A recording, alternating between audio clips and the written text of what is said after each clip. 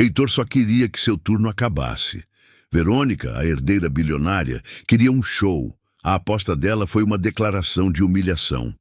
A resposta dele mudaria para sempre o destino dos dois. A mancha de champanhe se espalhou pelo piso de mármore. Verônica Medeiros abriu um sorriso. O líquido dourado escorria, um acidente totalmente calculado. Heitor se aproximou com seu equipamento de limpeza, uma sombra cinzenta num universo de brilho. Ele nem sequer olhou para ela. Apenas se ajoelhou e começou a secar o chão. A voz dela cortou o ambiente como um estilhaço de cristal. Ei, você. O rapaz da limpeza. Heitor parou. Verônica apontou para o palco com um dedo esguio, onde um anel de diamante cintilava. Um piano Steinway reluzia sob os holofotes, uma joia negra, intocada. Se você conseguir arrancar uma única nota que preste daquilo ali, disse ela, com a voz ecoando pelo salão, eu me caso com você amanhã. O salão veio abaixo em gargalhadas. Risadas cruéis, abafadas por mãos que ostentavam relógios caríssimos. Heitor permaneceu de joelhos por um momento. Um alvo perfeito. Verônica se deliciava com a atenção. Ela ergueu a taça para a audiência. Todos vocês são testemunhas. A aposta está lançada. Na frente de toda a elite da cidade. Se o faxineiro tocar, ele arranja uma noiva bilionária. Mais risadas. O leiloeiro no palco, visivelmente nervoso, tentou retomar as rédeas. Senhoras e senhores, este Steinway Imperial, o último lote da noite, está avaliado em 10 milhões de reais. A cifra ficou suspensa no ar. O valor tornava a zombaria ainda mais perversa. Heitor se levantou. Seus sapatos gastos não produziam som no piso lustrado. Ele andou na direção do palco. Um segurança, um homem colossal de terno escuro, se moveu para bloquear sua passagem. Cavalheiro, o acesso ao palco é proibido. Heitor não hesitou. Ele desviou do segurança com um gesto fluido, quase imperceptível. Subiu os 3 degraus. O silêncio começou a se alastrar pelo salão. A curiosidade engoliu as risadas. Ele se sentou no banco de couro, suas costas retas, suas mãos, marcadas por produtos de limpeza, flutuaram sobre as teclas. Ele não tocou uma melodia. Ele tocou um acorde, apenas um. Um acorde de Rachmaninoff, complexo, poderoso, impecável. O som preencheu cada centímetro do salão. As conversas cessaram. As taças de cristal pararam a meio caminho dos lábios. O sorriso de Verônica se petrificou e depois se desfez. O acorde de Rachmaninoff pairou no ar, denso e carregado de história. Vibrou no cristal das taças, no ouro dos relógios, no coração de uma plateia emudecida. O segurança, que momentos antes era uma barreira de músculos, recuou um passo. Seus olhos, antes vazios e profissionais, agora estavam arregalados, cravados nas mãos de Heitor. Mãos que ele teria algemado pela audácia, mas que agora criavam um som que parecia ancestral e sagrado. Heitor respirou fundo. O ar do salão já não era o de um local de trabalho. Era o ar de um palco. O seu palco. E então ele começou. Seus dedos voavam sobre o marfim e o ébano. Não era uma música qualquer. Eram as primeiras notas de La Campanella de Liszt. A peça era um monstro, uma cascata de notas tão velozes e precisas que a maioria dos pianistas de concerto temia sua execução. Para Heitor, parecia um prolongamento de sua alma. O som dos pequenos sinos que batizava a música encheu o salão. Cada nota era uma agulha de cristal, perfurando a bolha de arrogância e desprezo que Verônica havia inflado. Ele não olhava para as teclas. Seus olhos estavam fechados. Sua postura, antes curvada pela rotina do trabalho pesado, agora era a de um rei em seu trono. O uniforme cinza de faxineiro parecia se dissolver, substituído por uma aura de maestria que irradiava dele. A audiência estava em transe. Um homem de barba grisalha, que antes ria com desdém, agora apertava a taça com os nós dos dedos brancos. Uma mulher, num longo vestido de seda, tinha lágrimas silenciosas rolando pelo rosto. Eles não viam mais um faxineiro, viam um gênio. Eram testemunhas de um milagre profano. Verônica Medeiros observava paralisada. Sua mente se recusava a aceitar a cena. O homem que ela escolheu para ser sua piada, um objeto para seu divertimento, estava roubando a sua festa. Estava roubando seu poder. Cada nota impecável soava como uma bofetada em seu orgulho. Cada melodia complexa era um atestado de sua própria ignorância. Uma veia fina pulsava em sua testa. Seus lábios finos se tornaram uma linha branca e tensa.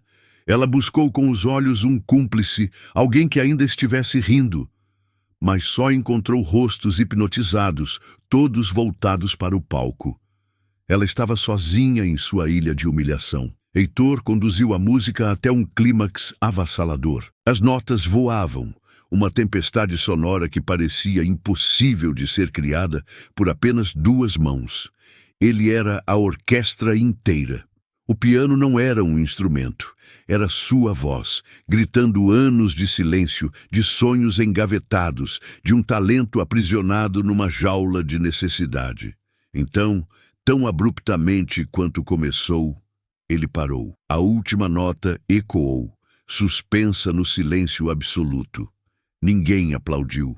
Estavam chocados demais para isso. Foi quando um homem idoso, na primeira fila, se ergueu com dificuldade, apoiado numa bengala de madeira escura. Era Otávio Lemos, o mais temido e respeitado crítico de música clássica do país. Seus olhos brilhavam de umidade. Sua voz, normalmente um trovão nos teatros, saiu como um sussurro embargado. Essa técnica, as oitavas na mão esquerda. Eu só vi um pianista tocar La Campanella assim, num recital privado, em Praga, há 20 anos. Ele olhou diretamente para Heitor, não com curiosidade, mas com reverência. Meu Deus do céu, meu jovem, quem é você? Todos os olhos se viraram para Heitor, o faxineiro, o alvo da piada. Ele se levantou do banco do piano. Sua estatura parecia maior no palco. Ele não olhou para o crítico, olhou para a plateia, para cada um dos rostos que zombaram dele. Sua voz era calma, sem um traço de raiva, mas carregada com o peso de uma vida inteira. Meu nome é Heitor. Fui aluno do Conservatório Tchaikovsky de Moscou. Ganhei uma bolsa integral aos 17 anos.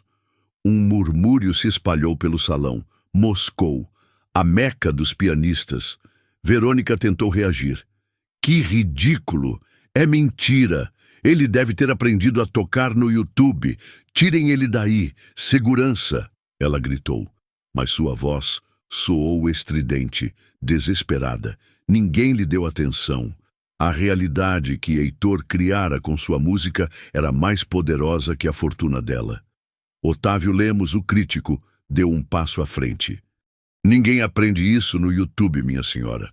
O que acabamos de ouvir é fruto de uma vida de dedicação, de um talento que aparece uma vez a cada geração. O leiloeiro, um homem astuto que entendia de espetáculos, viu sua oportunidade. Ele subiu ao palco e pegou um microfone. Um talento que está tocando em um Steinway avaliado em 10 milhões de reais. Ele anunciou.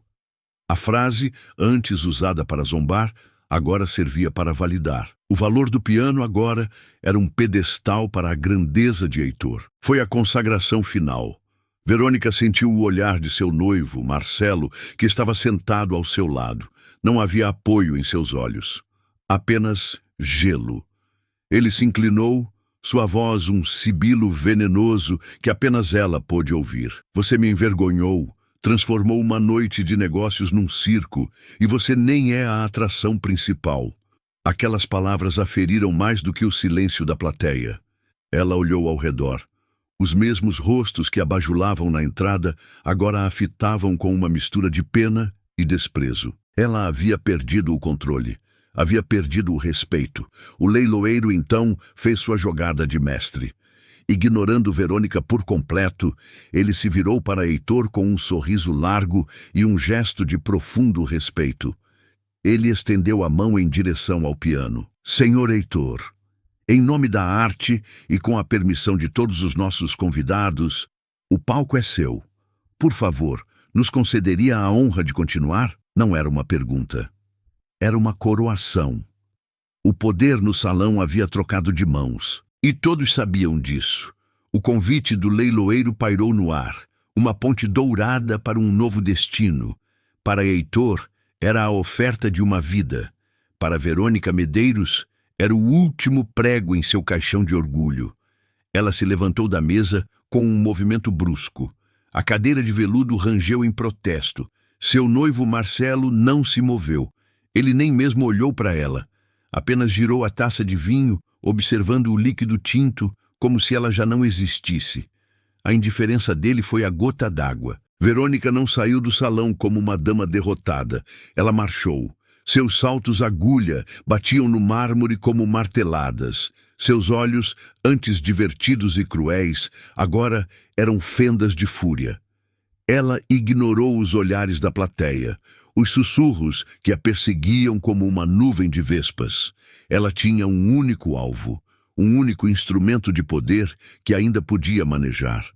Ela encontrou o gerente do hotel, um homem de meia-idade chamado Queiroz, perto da entrada da cozinha. Ele tentava coordenar os garçons, o rosto suado sob a luz forte do corredor. Verônica o agarrou pelo braço. Suas unhas, pintadas de vermelho, se cravaram no tecido caro do terno dele. Senhora Medeiros, algum problema? Ele perguntou, o sorriso profissional congelado no rosto. O problema, Verônica sibilou, a voz baixa e venenosa, é que há lixo no seu palco e você vai removê-lo, agora. Queiroz piscou, confuso. O pianista? Mas, senhora, o público está amando. O senhor, lemos o crítico, está lá. Isso é uma publicidade incrível para o hotel. O rosto de Verônica se contorceu numa máscara de desprezo. Publicidade? Quer falar de publicidade, Queiroz? Vamos falar. Minha família tem assento no conselho da rede dona deste hotel. Somos donos de metade dos imóveis comerciais desta avenida. Se aquele homem tocar mais uma nota, não vou apenas cancelar minhas reservas. Vou iniciar uma campanha para destruir a reputação deste lugar. Vou garantir que percam a classificação de 5 estrelas até o Natal. E quanto a você, ela se aproximou, o rosto a centímetros do dele. Eu mesma vou garantir que você nunca mais consiga um emprego neste ramo. Talvez arrume algo limpando banheiros numa rodoviária. Com sorte, fui clara, o sangue sumiu do rosto de Queiroz. Ele conhecia o poder da família Medeiros. Não era uma ameaça vazia. Era uma sentença. Ele engoliu em seco, o suor agora escorrendo por sua testa. Sim, senhora. Cristalina. Enquanto isso, no palco, um universo diferente se formava ao redor de Heitor. O leiloeiro Silas tinha um sorriso que ia de orelha a orelha. Meu rapaz, você tem ideia do que fez? Isso é histórico. Amanhã, todos os portais de notícias falarão do faxineiro que calou os bilionários. Mas Otávio Lemos, o velho crítico, era mais solene. Ele colocou uma mão no ombro de Heitor. A mão tremia um pouco. Esqueça os jornais, disse ele, a voz cheia de uma emoção crua. O que você tem nessas mãos é um dom divino, é uma responsabilidade. Por anos, lamentei a morte da verdadeira arte, sufocada pela mediocridade e pelo dinheiro. Hoje, eu a vi renascer. Você não pode voltar a se esconder atrás de um carrinho de limpeza. Não depois disso. A arte exige coragem. Heitor ouvia as duas vozes, uma falando de fama, a outra de dever. Ele olhou para as próprias mãos, calejadas, ásperas, as mãos de um trabalhador. Mas eram também as mãos de um artista. Pela primeira vez, em mais de uma década, as duas metades de sua vida estavam no mesmo lugar. Ele passara anos em silêncio, aceitando seu destino, trabalhando para pagar as contas, o piano, um fantasma em suas memórias. Mas agora, o fantasma havia se tornado real. Foi nesse momento que Queiroz se aproximou do palco. Sua expressão era a de um homem caminhando para a própria forca. Dois seguranças o ladeavam, não com agressividade, mas com uma relutância visível. A plateia, sentindo a mudança na tensão, silenciou mais uma vez. Senhor Heitor, Queiroz começou, a voz fraca, evitando o contato visual. Em nome da gerência do hotel, eu preciso pedir com todo o respeito que o senhor se retire do palco. Houve uma queixa formal. Silas, o leiloeiro, interveio imediatamente. Uma queixa? De quem? Da mulher que promoveu este espetáculo de humilhação pública? Ele perguntou, a voz carregada de sarcasmo. Queiroz estremeceu, incapaz de responder. Seus olhos dispararam para o fundo do salão. Verônica estava lá, parada, perto da porta, os braços cruzados, um sorriso vitorioso começando a se formar em seus lábios. Ela acreditava ter vencido. Acreditava que o dinheiro sempre vencia. Heitor seguiu o olhar de Queiroz. Ele viu Verônica, viu seu desprezo, sua arrogância inabalável. Ele viu o poder dela esmagando um bom homem como Queiroz. E então ele olhou para Otávio, que assentiu lentamente, um olhar que dizia: seja corajoso. Heitor se virou para Queiroz. Ele não ergueu a voz, não precisava. O poder que ele tinha agora não vinha de gritos, mas da convicção em sua alma. Senhor Queiroz, disse Heitor, a voz clara e firme, ecoando pelo silêncio do salão. Um convite me foi feito diante de centenas de testemunhas. O convite para tocar. Ele fez uma pausa, deixando o peso de suas palavras assentar. Então, ele olhou diretamente para Verônica, do outro lado do salão. Um general encarando o inimigo no campo de batalha. Eu aceito o convite. A firmeza na voz de Heitor não nasceu naquele palco. Ela veio de um lugar muito mais antigo. De uma promessa, feita 15 anos antes, num apartamento pequeno e silencioso. O cheiro de remédios se misturava ao de café velho. Sua mãe, Helena, estava deitada no sofá, o corpo frágil sob um cobertor gasto. A doença havia roubado sua força, mas não a luz em seus olhos cansados. Heitor, então um jovem de 20 anos com o mundo em seus dedos, sentou-se no chão ao lado dela. Suas mãos, que haviam acabado de ganhar um concurso de piano em Munique, agora seguravam uma xícara de chá para ela.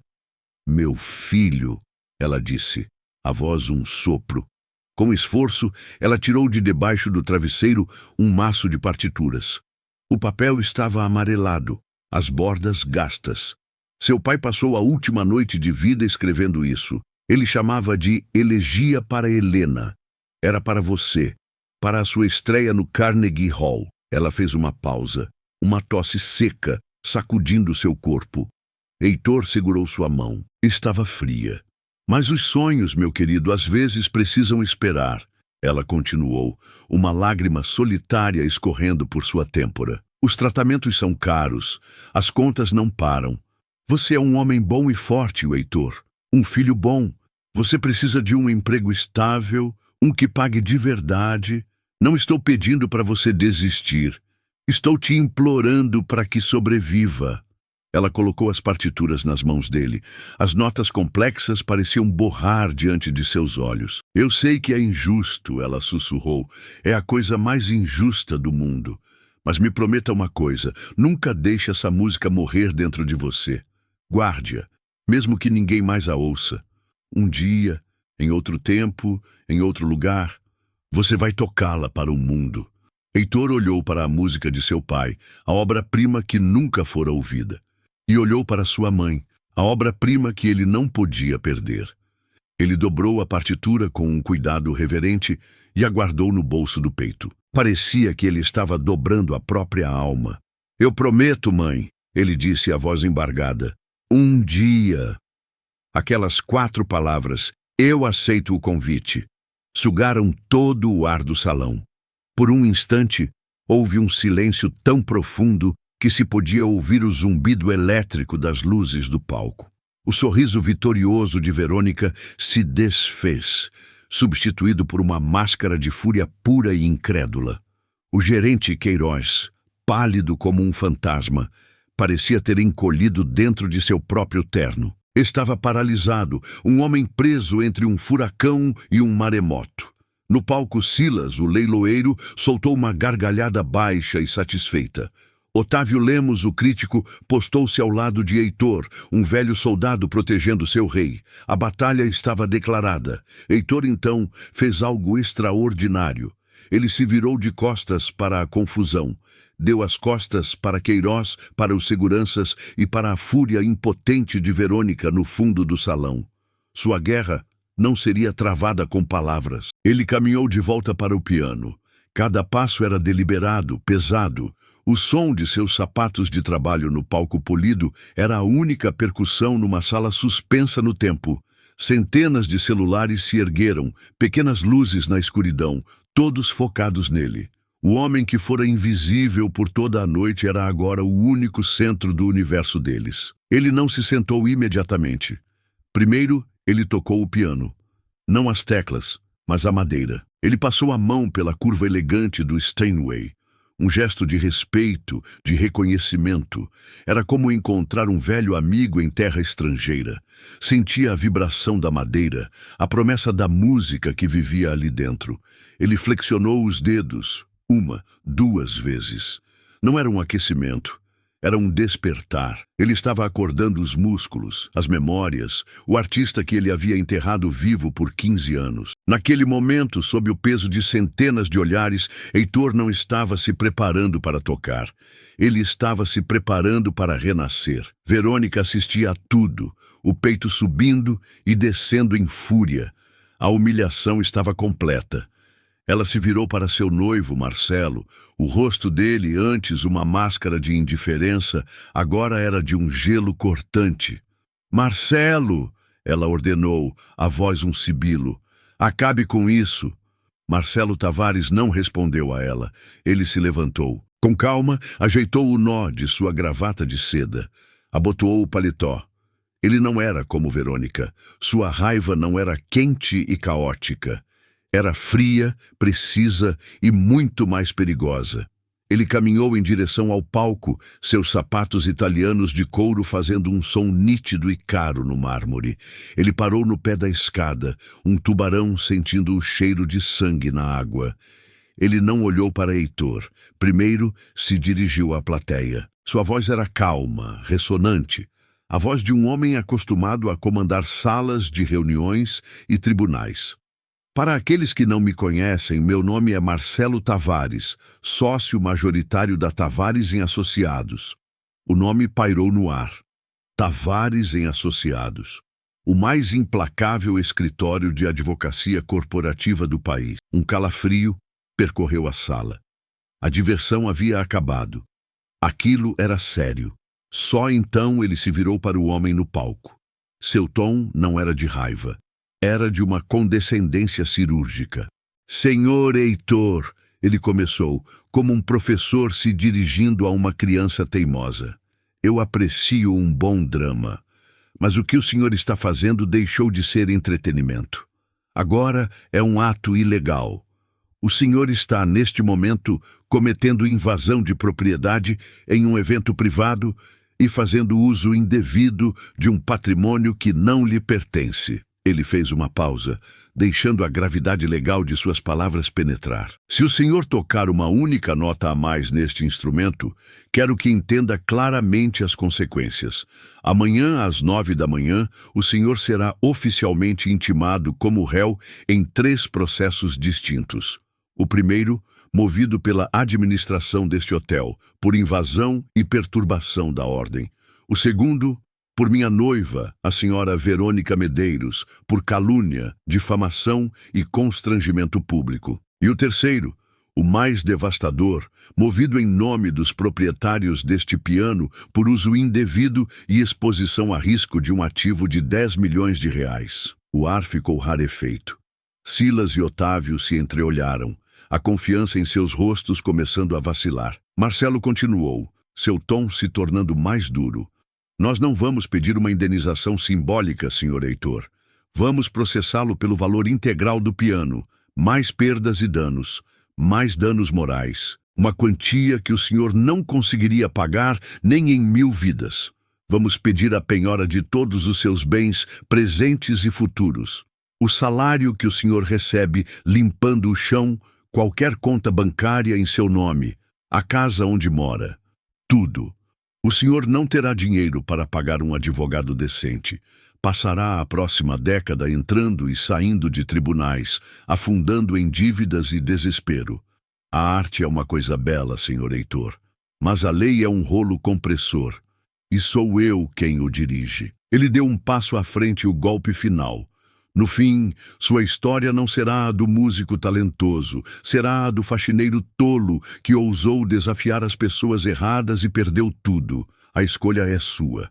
Levante-se e saia como um homem que teve seu momento de glória, ou toque uma nota e sele seu destino como um mendigo. A intimidação estava completa.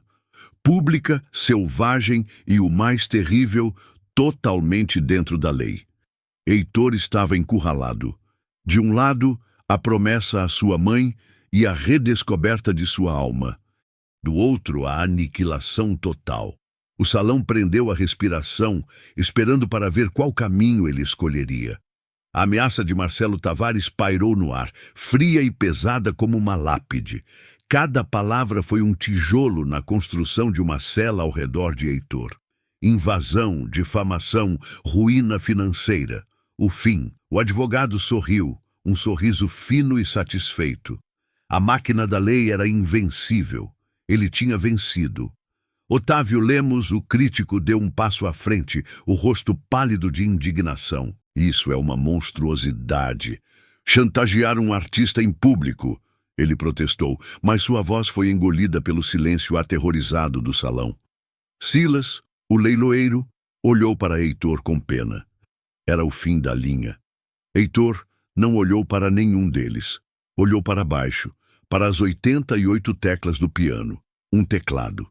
Para Marcelo, era um objeto de 10 milhões de reais, uma responsabilidade legal. Para Heitor, era um universo de possibilidades.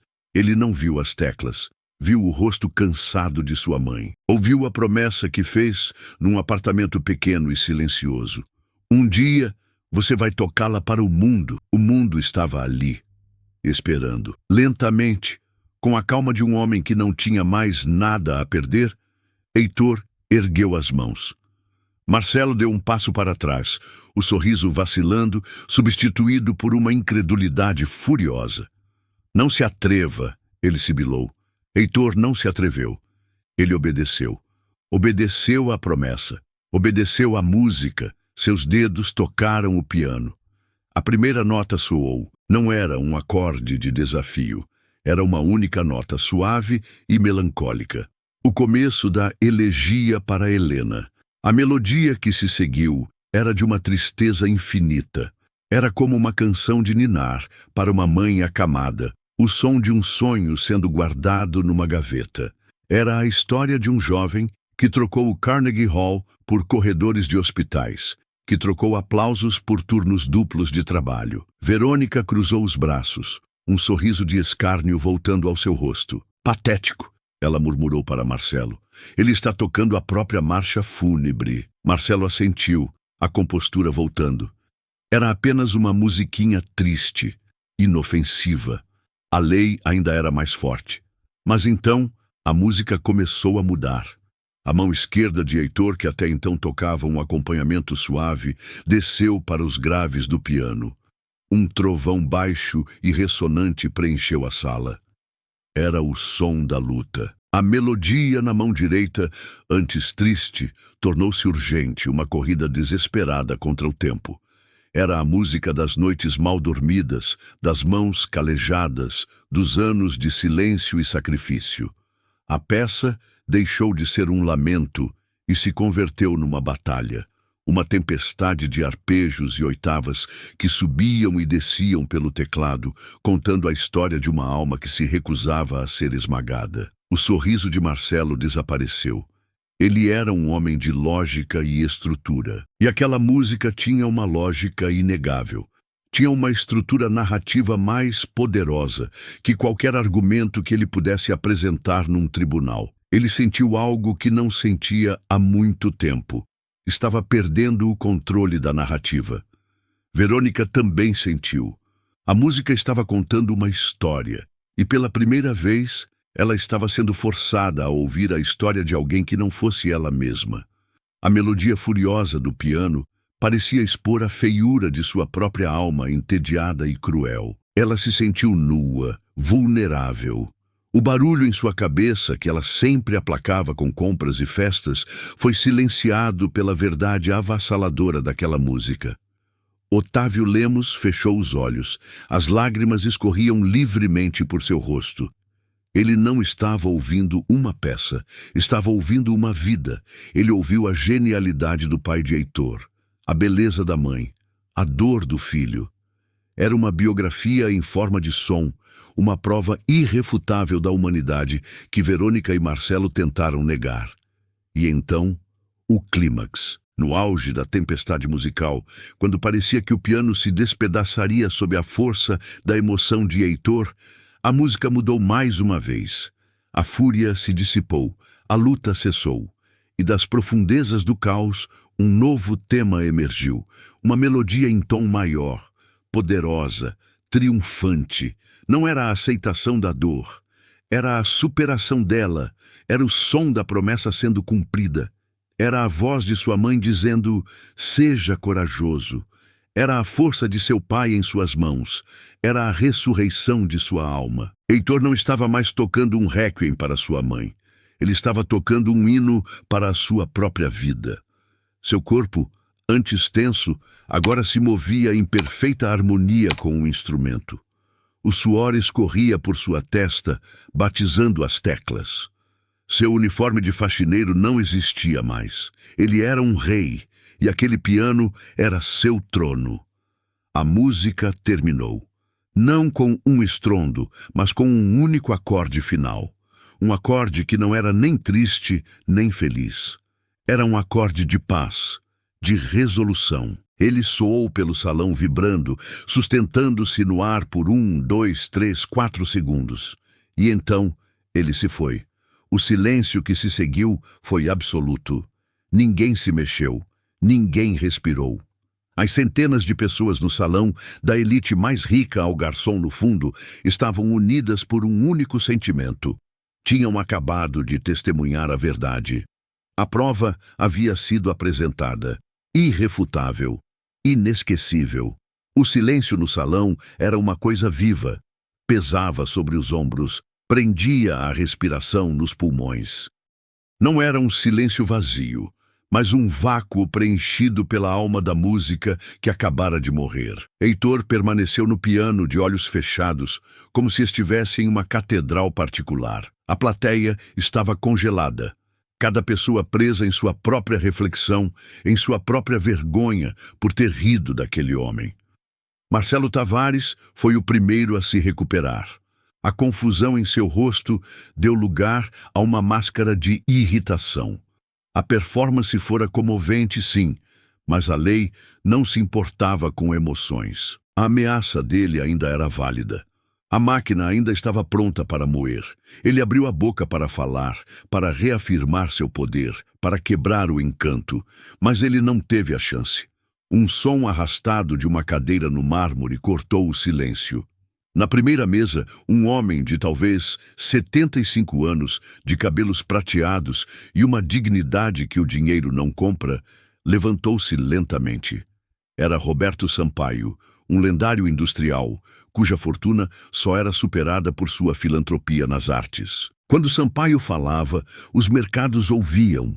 Quando ele agia, a sociedade tomava nota.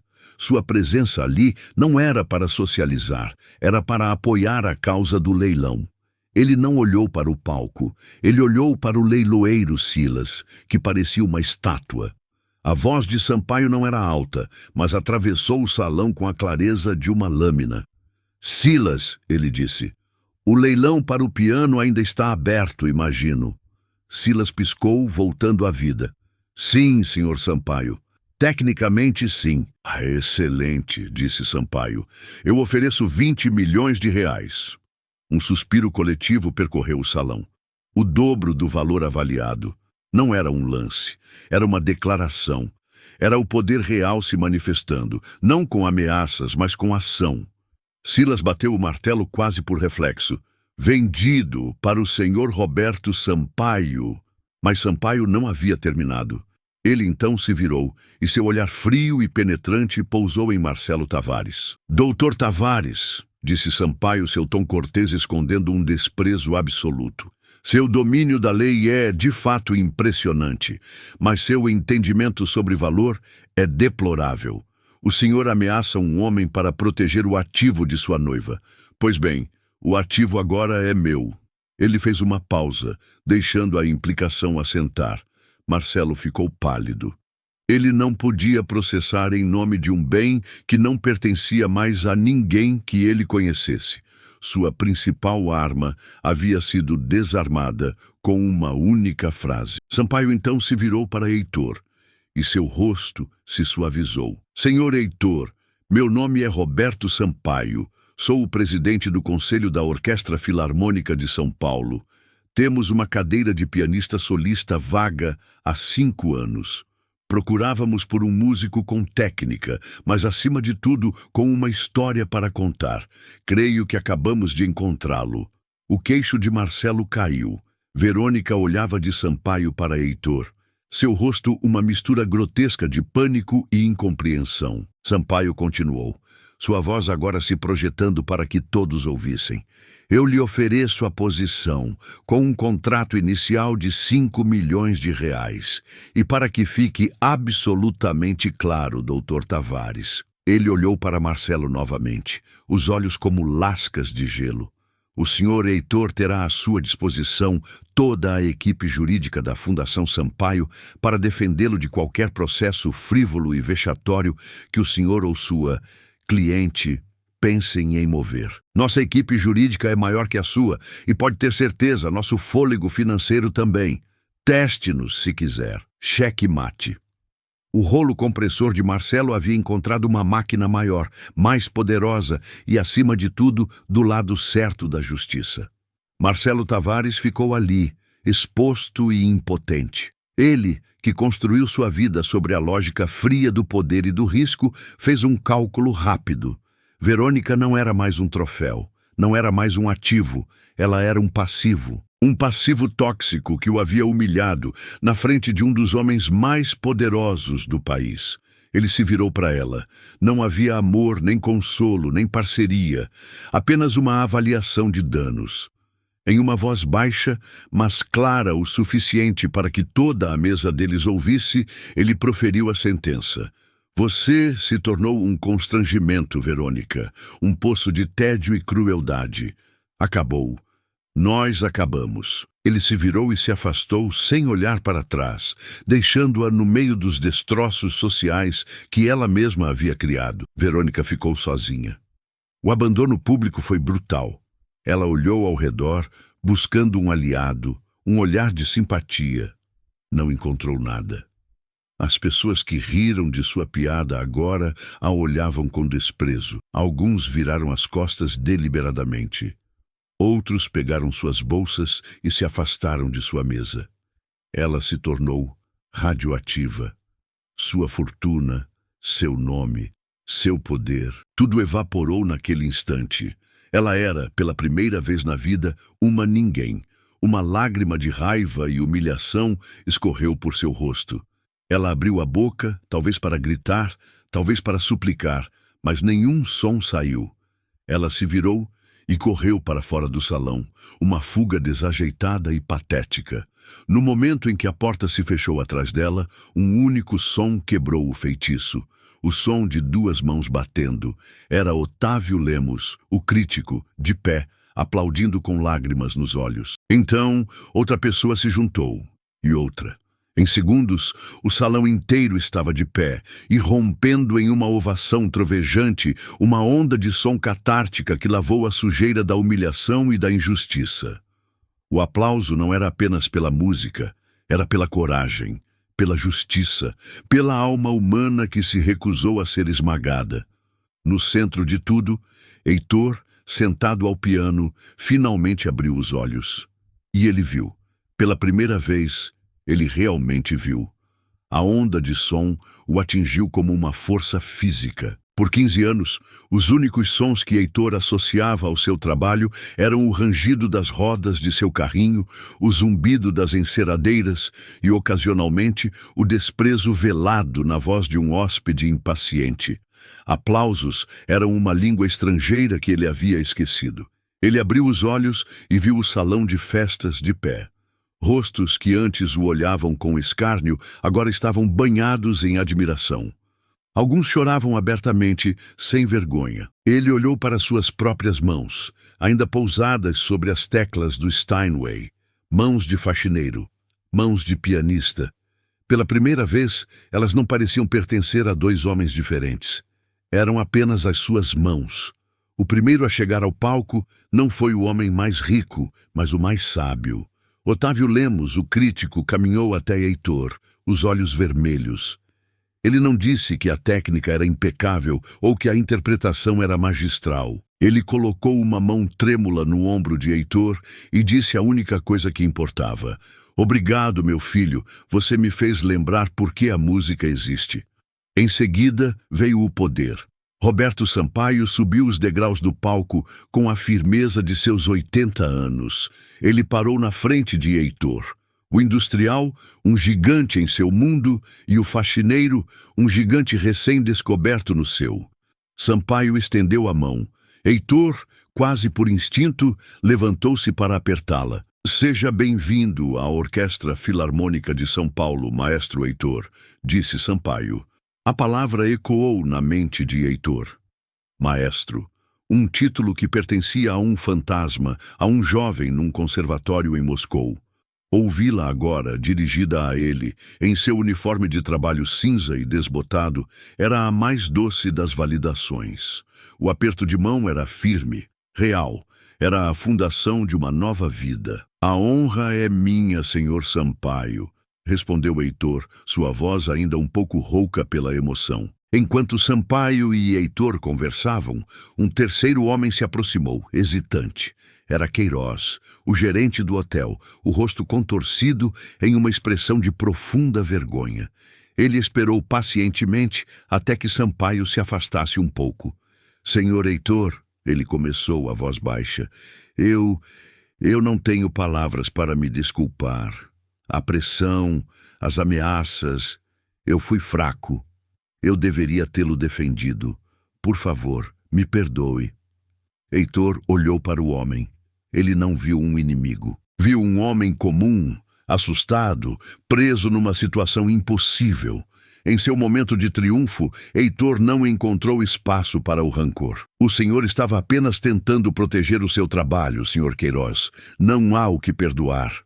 A absolvição pareceu tirar um peso enorme dos ombros do gerente. Ele assentiu, agradecido, os olhos úmidos. Aquele ato de graça, vindo do homem que ele fora forçado a confrontar, era talvez a prova mais contundente da nobreza de Heitor. A dignidade, Heitor percebeu, não era apenas ser admirado, era ter o poder de perdoar. O círculo ao redor do palco se fechou. As pessoas se aproximavam, não como uma multidão, mas como peregrinos. Uma mulher elegante, a mesma que havia rido mais alto da piada de Verônica, tocou seu braço. Me desculpe, ela disse, a voz embargada. Me desculpe pela minha ignorância. O que o senhor fez esta noite foi a coisa mais bonita que eu já vi. Um banqueiro que o havia olhado como se ele fosse um inseto, agora apertou sua mão com força. Obrigado. Simplesmente, obrigado. Eles não queriam fotos. Eles não queriam autógrafos. Eles queriam se conectar, queriam testemunhar que estiveram ali, no momento em que a alma de um homem falou mais alto que todo o dinheiro do mundo. Heitor, de pé em seu uniforme cinza, cercado de smokings e vestidos de alta costura, nunca se sentira tão à vontade. Sua dignidade não lhe fora devolvida. Ele a havia conquistado de volta, nota por nota, em frente a todos. 1 ano depois. As luzes do Carnegie Hall diminuíram. O silêncio da plateia era elétrico, uma tapeçaria de expectativa tecida por milhares de respirações presas. Das coxias, um homem caminhou para o centro do palco. Estava vestido com um smoking preto impecável. Seus sapatos, feitos à mão, brilhavam sob as luzes. Ele se moveu com a confiança serena de um homem que sabe exatamente a que lugar pertence. Era Heitor. A plateia irrompeu em aplausos, uma saudação calorosa e respeitosa. Ele se curvou, um sorriso genuíno no rosto. Seu olhar varreu a multidão, mas pousou em um único assento na primeira fila. Lá estava sua mãe, Helena. A fragilidade havia desaparecido, substituída pela cor em suas bochechas e por um vestido de veludo azul que Heitor lhe dera de presente. Seus olhos, antes turvos de dor, agora brilhavam com um orgulho feroz e terno. Os melhores médicos, pagos com o adiantamento do contrato de Heitor, a haviam chamado de milagre. Ele a chamava de sua inspiração. Heitor sentou-se ao piano. De dentro do paletó, ele retirou um maço de partituras, o papel amarelado e com as bordas gastas pelo tempo. Ele não precisava delas para ler a música. Conhecia cada nota como a palma de sua mão. Ele as colocou no suporte do piano. Um tributo, um lembrete. A elegia para Helena não era mais uma canção de luto, era um hino de gratidão. A milhares de quilômetros dali, o som de pratos batendo era a única música. Uma mulher com um uniforme surrado e manchado de gordura enxugava o balcão de uma lanchonete de beira de estrada. Seu cabelo, antes um loiro platinado, agora mostrava raízes escuras e oleosas. Um caminhoneiro gritou do outro lado do balcão: "Ô moça, o café tá frio!" A mulher se virou, o rosto marcado pelo cansaço e por um ressentimento que se tornara permanente. "Já vai", ela murmurou, a voz desprovida de qualquer emoção. Ao pegar o bule de café, ela viu seu reflexo no aço inoxidável da máquina. Por um instante, o rosto de Verônica Medeiros, a bilionária, a encarou de volta. Depois, desapareceu, substituído pela face anônima de uma garçonete que ninguém notaria. De volta ao Carnegie Hall, Heitor ergueu as mãos. Ele olhou uma última vez para a mãe. Ela assentiu, um gesto pequeno e poderoso. Ele respirou fundo, não o cheiro de produtos de limpeza, mas o cheiro de madeira antiga, de poeira de palco e de sonhos realizados. Então, ele tocou. A primeira nota de uma nova sinfonia, cheia de alegria e esperança, ecoou pela sala lendária. A jornada do faxineiro chegara ao fim. A lenda do maestro estava apenas começando.